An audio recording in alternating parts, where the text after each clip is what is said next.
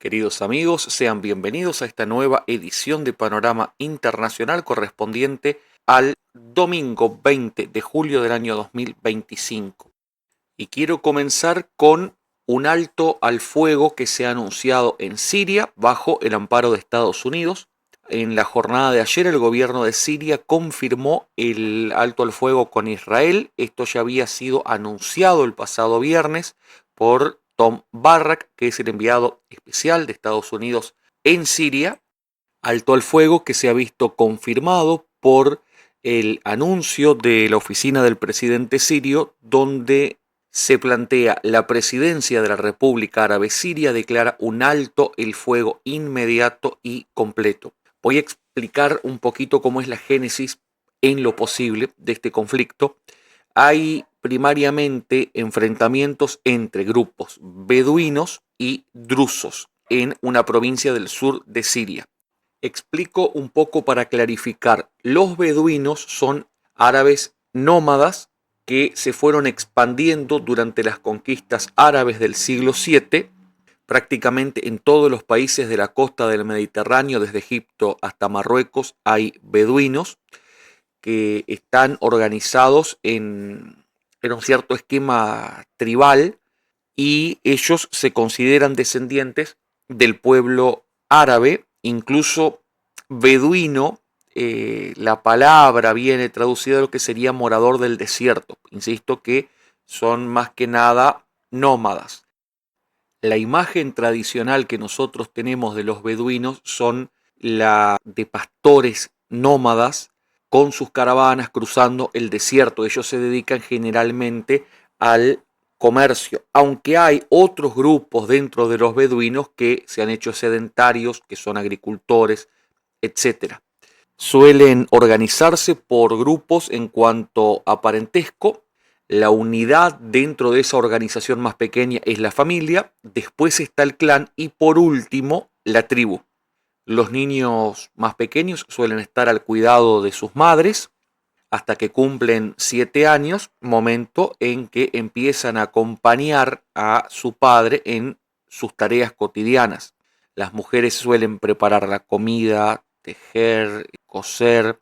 Como decía, se ocupan de los niños, también se ocupan de los ancianos, dividiéndose de esta forma las tareas del día a día. En cuanto a los drusos, se trata de un grupo que podríamos decir que es etno-religioso porque mezcla muchos tipos de enseñanza, desde raíces monoteístas hasta ideas filosóficas de Platón, de Aristóteles, elementos tanto budistas como cristianos, hindúes, etcétera, con la particularidad de que son una religión más bien sincrética. Es decir, los drusos no permiten que una persona extraña a su religión, que no pertenezca a su grupo religioso, se pueda convertir. Generalmente la clave de cualquier religión es lograr la conversión del otro, amparándose en que esa es la religión verdadera. Los drusos en ese sentido son muy diferentes. Incluso el matrimonio fuera de la fe drusa es atípico, es fuertemente desaconsejado y las prácticas religiosas de este grupo se mantienen en secreto. Aproximadamente podemos hablar de entre 1 millón y 2,5 millones de drusos. En su mayoría están en el Líbano, aunque el porcentaje de población ahí apenas supera el 5%. Hay casi un 2% en Israel, un 3% en Siria, para dar una referencia. El conflicto entre drusos y beduinos, con sus enfrentamientos y el envío de fuerzas gubernamentales, llevó a Israel a intervenir bajo la premisa de que actuaba en defensa de la minoría drusa en Siria. En esos conflictos hubo cerca de 1.000 muertos, hay viviendas incendiadas, sigue habiendo enfrentamientos bastante sangrientos, así que bueno, esperar lo que pueda acontecer respecto a esta situación, esperando que se pueda llegar a buen puerto y no tener que seguir lamentando víctimas humanas. Otro foco de conflicto bastante importante se está dando en Ecuador que lamentablemente la violencia en las calles, en base a los conflictos generados por bandas criminales que actúan sembrando el terror, se han vuelto moneda corriente en ese país. La noticia que nos llega ahora es que Ecuador ha enviado 2.000 militares a Manabí, que es una provincia costera, tras haberse cometido en esa zona al menos 15 asesinatos en 12 horas. Se trata más que nada de un repunte de los episodios de violencia que son fruto de un enfrentamiento entre dos bandas criminales, las dos bandas criminales más poderosas de Ecuador, que son los choneros y los lobos, y ese rebrote de violencia se ha dado a partir del asesinato de Leonardo Briones, conocido como el Mexicano. Briones es el cabecilla de los lobos, una pieza clave en el lavado de dinero de esta banda criminal. Además, ahí asesinaron a la esposa de Briones y dos militares que formaban parte de la guardia de Briones y que estaban en situación de retiro según lo que dicen las Fuerzas Armadas, pero estarían vinculados a esta figura tan polémica que ha sido asesinada. Quiero ir cerrando esta noticia con algunas estadísticas concretas para dar una idea de la situación que se está viviendo. La ciudad más poblada de Manabí es Manta, una ciudad de aproximadamente 250.000, 260, 270.000 habitantes. En lo que va del año, que apenas estamos transitando un poco más de la mitad de este 2025, ya registra más de 260 muertes violentas. Y las autoridades consideran que el aumento de estas muertes tiene que ver con las organizaciones criminales que están vinculadas al narcotráfico. Recordemos que ya a inicios del año pasado el presidente de Ecuador, Noboa, elevó la lucha contra el crimen organizado a la categoría de conflicto armado interno, donde, por ejemplo, se pasa a considerar legalmente a las bandas de delincuencia organizada en la categoría de terroristas, en una escalada de violencia que a Ecuador lo ha puesto a la cabeza en Latinoamérica del índice de homicidios, con un promedio que es superior a un asesinato por hora desde inicios de este año que estamos transitando. Y como última noticia de esta edición de Panorama Internacional, quiero destacar que la República Democrática del Congo ha acordado un alto al fuego en Qatar con el grupo rebelde M23. Para poner un poquito en contexto, ¿qué es el grupo armado M23?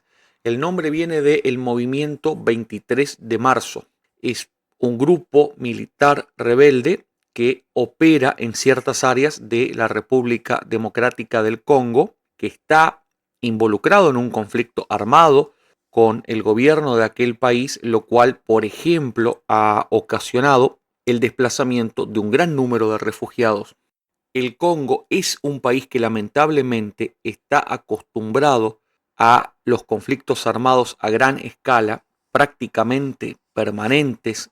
Para dar una idea, la Segunda Guerra del Congo, que se desarrolló durante unos 5 años a finales del siglo XX, principios del siglo XXI, que algunos incluso la llaman la Guerra Mundial Africana y que provocó la muerte de más de 5 millones de personas, y ahí no estamos contando ni los desplazados ni los refugiados, estamos hablando de las víctimas mortales. Esa Segunda Guerra del Congo es el conflicto más mortal desde la Segunda Guerra Mundial, así que creo que con esta estadística más o menos podemos plantear el estado casi permanente, insisto, en el que vive el Congo en cuanto a los conflictos internos.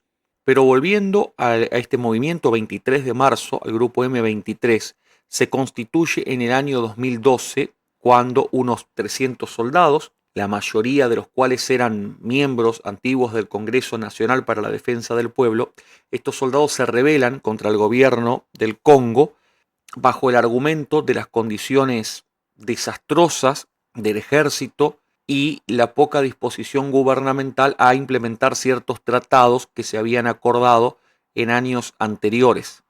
Desde ese momento, este movimiento 23 de marzo se ha mantenido activo luchando contra las fuerzas gubernamentales en distintos territorios, pero ocasionando muchas pérdidas de vidas inocentes, y es una situación que está todavía bastante difícil de ofrecer una solución con la paz como gran protagonista. Pero la información que les quiero compartir es que este grupo armado, que tiene el control de amplias zonas que son ricas en minerales, sobre todo en el este del Congo, ha logrado abrir un canal de negociación con el gobierno.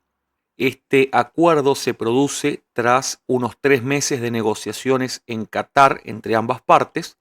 Esto está respaldado por Ruanda, y este sábado 19 de julio se ha firmado una declaración de principios en Doha, donde ambas partes se comprometen a respetar un alto el fuego permanente.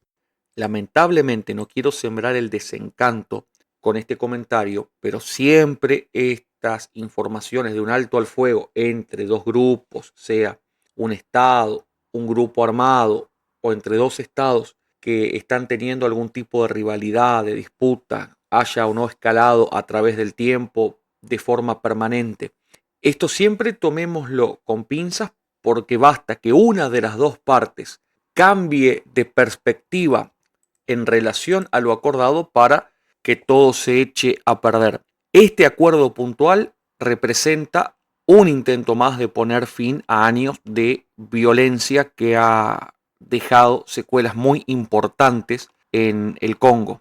En la declaración es cierto que ambas partes están anunciando que van a iniciar próximamente negociaciones formales buscando lograr un acuerdo de paz que sea definitivo. Incluso el documento da plazos concretos con medidas que deberían comenzar a aplicarse a más tardar a partir del 29 de julio de este año, es decir, a fines de este mes. Y las negociaciones directas entre el gobierno del Congo y este grupo M23 deberían iniciarse a más tardar, insisto, según este documento, el 8 de agosto del año 2025.